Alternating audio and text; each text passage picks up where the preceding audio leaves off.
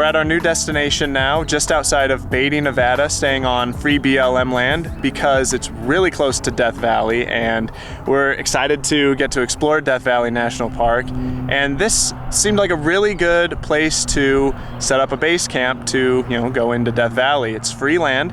It's right outside of Beatty, so we can resupply in there and get water if we need to. And there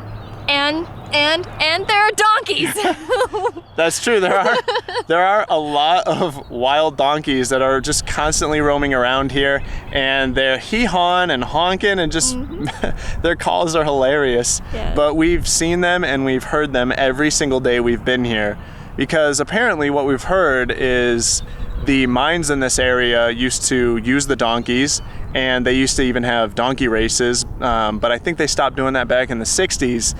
And when the mines closed and when they stopped doing the races, they just kind of left the donkeys, sadly enough, and left them to fend for themselves, and they've since adapted.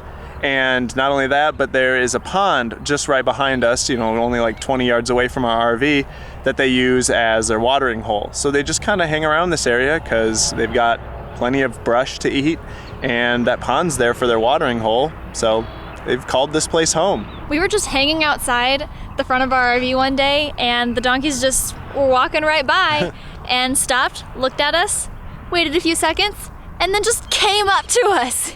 It was really cool. I know they were begging for food, and I'm sure some people feed them.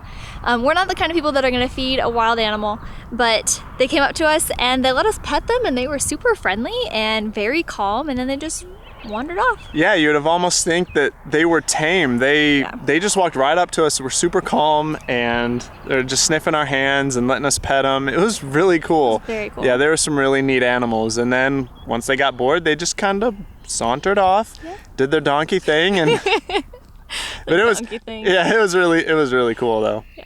The donkeys coming around hasn't been the only interesting thing that's happened to us while we've been at this spot. We also had we had like a sketchy feel about this area already. Just, I don't know why, you just kind of get a feel for some places. And we felt a little uneasy here for some reason. I think I especially did. I don't think Jenni really did, right? No, not really. Yeah, not until this guy came around and started trying to sell us some obviously stolen items. Like, he had this girl's cruiser bike that still had the brand new tags on it. Looked like he just wheeled it right out of Walmart or something, but there's no reason that this guy should have a bike like that trying to sell it. I don't know. And he was like trying to sell us these knives, and there's just had a really sketchy feel about it. And he was really creepy. Yeah, I told him, I was like, I don't have the money on me. He said, I just need $100, man. I just need $100. And I was like, I don't have that kind of cash on me. And he was like, well, you can just go on into town and go to an ATM machine and give me the $100. I need $100. I was like, I don't have it, man. And it was just, I don't know, made us feel really weird and just kind of unsafe. Because when we go on adventures, we leave our RV behind. Mm-hmm. And, we lock it up the best we can, but just knowing that there might be some sketchy people around just really put a bad vibe on the whole situation. Yeah, we were even thinking about leaving. Yeah, we were. We were considering leaving this spot and going somewhere that we either felt more comfortable at, or we were even considering going into Death Valley and trying to stay inside the national park, which was like worst case scenario for us because there's no cell signal in Death Valley. I have to work. Yeah, and she has to work. So this site we're in seems to be used pretty often just as an overnight parking destination. People, especially now that snowbird season is ending, people moving from the south back up north. We've seen a lot of people come, stay for one night, and then leave. A lot of RVers.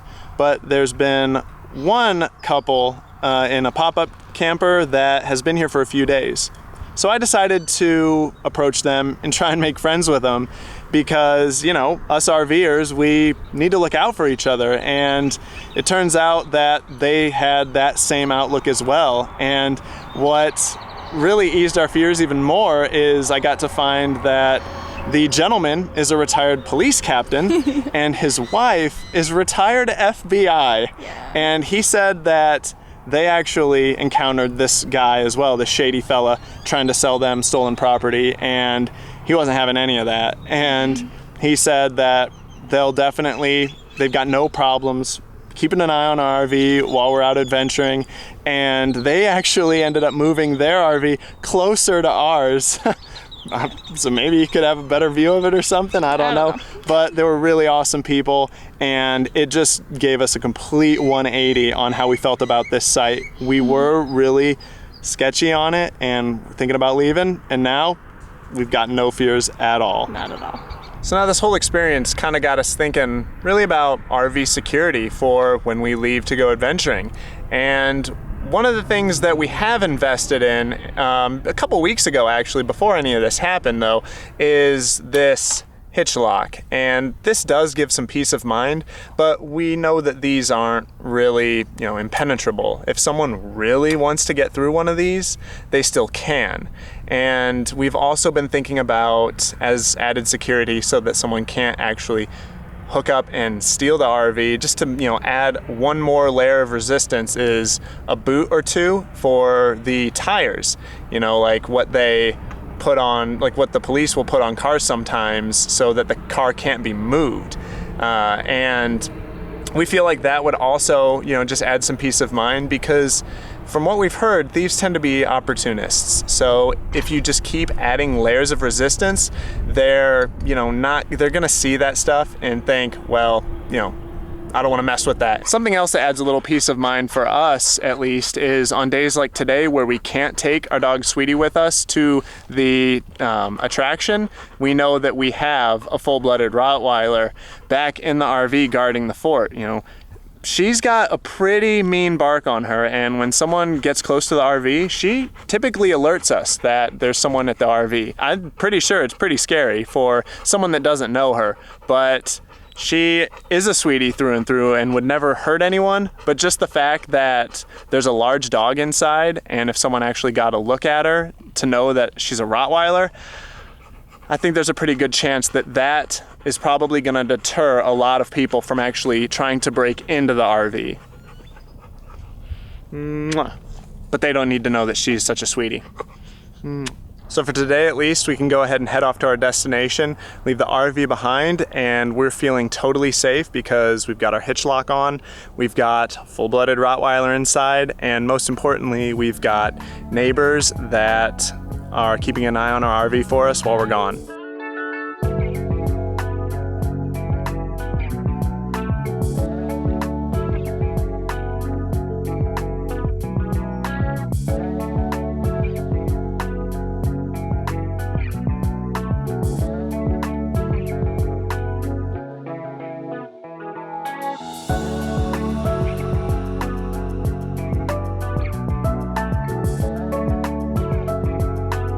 First destination here in Death Valley is Badwater Basin, and holy smokes, is it hot here. It's a good 20 degrees hotter, 25 degrees hotter here down in Death Valley than in Beatty, Nevada, where the RV is.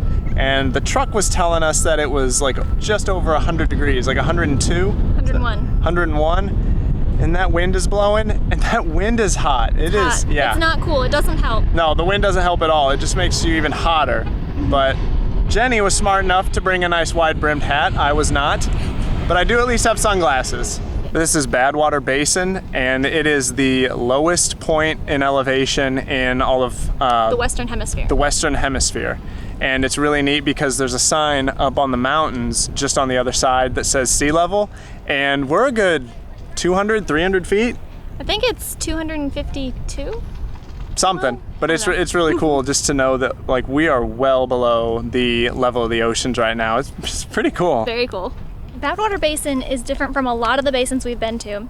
It was not made by a seabed, and it was not made from a dry lake bed. Instead, it is made by two fault lines separating. As they separate, debris falls into them, creating this beautiful, huge basin, and it will continue to do that as time progresses. Now there's all the salt around us, and the salt is formed from the rainwater and snowmelt coming off of the mountains. It carries these minerals, mainly salt, down here into Badwater Basin, creating these beautiful salt deposits. The average rainfall here is under 2 inches a year, about 1.7 inches, and the evaporation rate is 150 feet a year. That means any water that comes here from, torrential rainfalls has no chance of lasting any period of time. There is actually water here. Behind me is what's called Badwater Pool. It's an ancient aquifer, and there is an incredibly rare mollusk known as the Badwater snail, I believe. And it's very, very salty.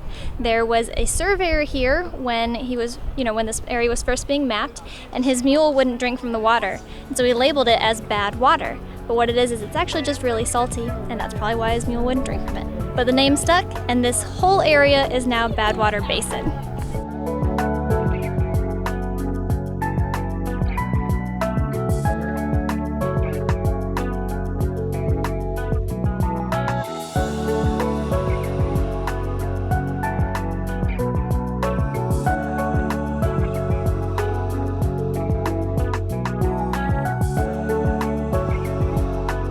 So while we were down exploring Badwater Basin, Jenni said that her heart started to pound, she was getting lightheaded and a little dizzy. So we got her back to the truck as fast as possible and fired the truck up, got the AC on high so that she could cool down because we were thinking maybe she was overheating. It is 106 degrees here at Badwater Basin is what our truck's thermometer says.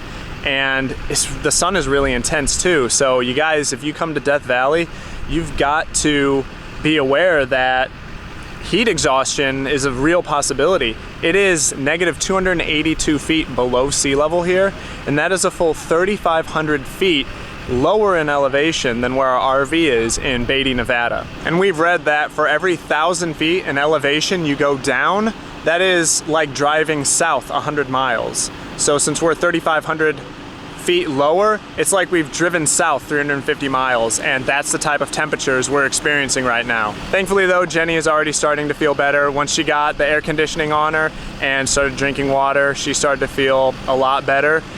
So if you guys come to Death Valley, make sure you bring a lot of water, way more than you think you need, and if you start to feel like you're overheating, get to air conditioning immediately. Let's get out of here. It's really, really hot, and our next destination is at higher elevation, cooler temperatures, and we'll be able to even see Badwater Basin from above. It'll be really cool.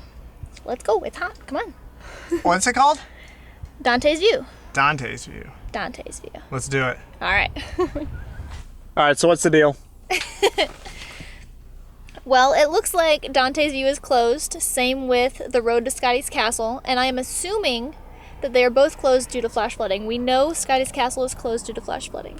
Yeah, there was even a sign that said this was a flash flood area. Mm-hmm. So that's gotta be it. Yeah, that's gotta be why it's closed too, which, that's fine. If they have to repair things so, they can get it back in working order, totally fine. And so we don't fall off a cliff. Yeah, I don't want to get stuck, yeah. However, on our way here, we did pass a different lookout. It seemed very popular and it also looked really pretty. Zabriskie, I think, is what it's called. Zabriskie? Zabriskie. It's got a lot of letters in it. There's no M. Starts with a Z. Yeah, Zabriskie. I don't know. I'm probably butchering it. But anyway, we're going to go ahead and go check that lookout out instead. It does also look over Badwater Basin. So we're going to check out the lookout. We're going to check out the lookout. Let's do it. All right, let's go.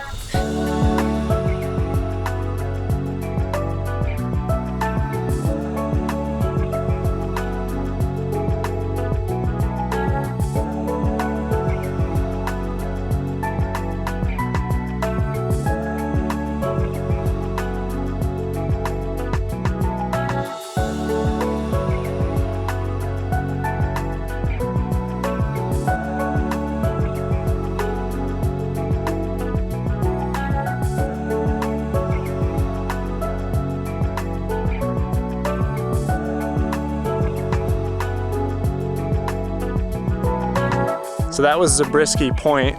Its name came from the general manager of the Borax Mining Company that had a whole bunch of mining claims in this area, and they were actually the main reason that Death Valley became a national park and a national monument, because they pushed for it when they moved from mining to tourism. Yeah, they owned the first and only, I think, privately owned inn here in the park. And yeah, some interesting history. Very interesting. But the temperature here is way lower than it was back at Badwater Basin. What it was 106 back there, but we're looking at temperatures around 92 is what our truck said. So 14 degrees less and a lot easier to handle than 106, right, Jenny? Oh yeah. Yeah. A lot easier.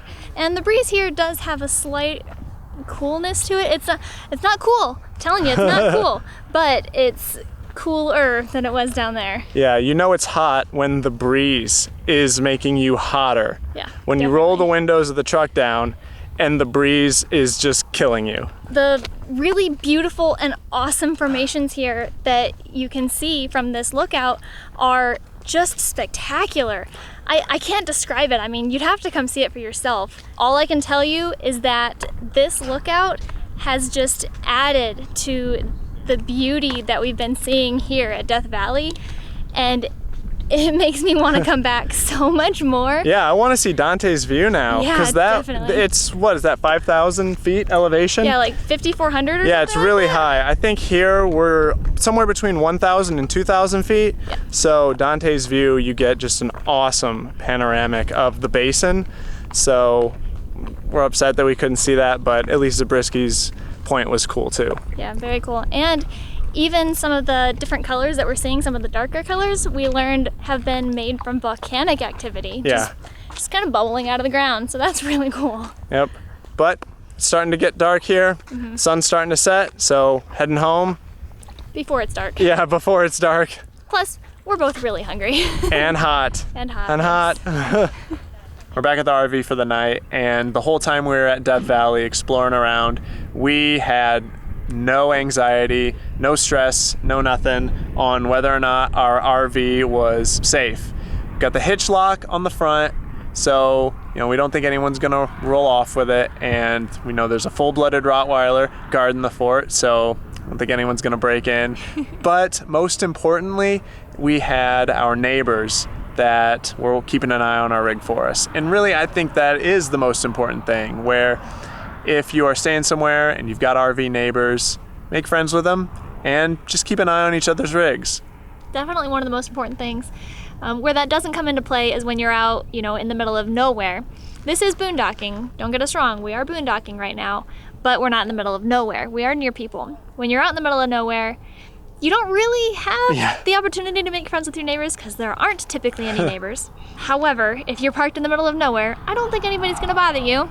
Yeah, there's probably not really going to be anyone going out there anyway. I don't think so. And if there are people going out there, they're probably not going out there looking to steal things. They're probably just going out there to enjoy the area. Yeah, just like you. Middle of nowhere, just like you are. So definitely not something I think anybody really has to worry about. Yeah. While we have taken some steps to make our RV more secure, like the hitch lock, I think we're going to take some more in the future, just in case. Because we do camp out in the middle of nowhere so often. Yeah. So I think that getting a boot is going to help ease some of our extra fears that we have. Our biggest fear really is coming back to the RV and it's gone. Or someone has broken into it or something, not because of the financial loss, but because of the loss of our animals. Yeah. Like if someone broke in and the animals were gone, or if someone took the RV completely and we never saw our animals again, that is like our biggest fear. And I don't know. So we have been thinking about maybe like LoJack or something like that, like a GPS tracker. I don't know. Yeah, I don't know. There are all kinds of options. Just make sure you research and you get whatever you want for your RV and for your situation. Yeah, whatever gives you peace of mind, whatever lets you leave the RV behind and not worry about it, that's what you need to get. And for everyone is different. So, what we need to have peace of mind might be different than what you need for peace of mind. Exactly. Yep. It is so nice to be back at the RV though. It is so much cooler here, and the breeze is actually bringing some coolness. So it feels awesome right now. It's amazing. But the sun is setting. We don't have the sun beating down on us anymore. It's time to call a night. So if you like this video, be sure to give it a big thumbs up. If you want more videos from us, be sure to subscribe. And if you want more details on what we did today, be sure to check out the link to the blog post in the description below. And we also want to give a huge shout out to our patrons on Patreon for helping make this video possible. We'll catch you guys later. Bye!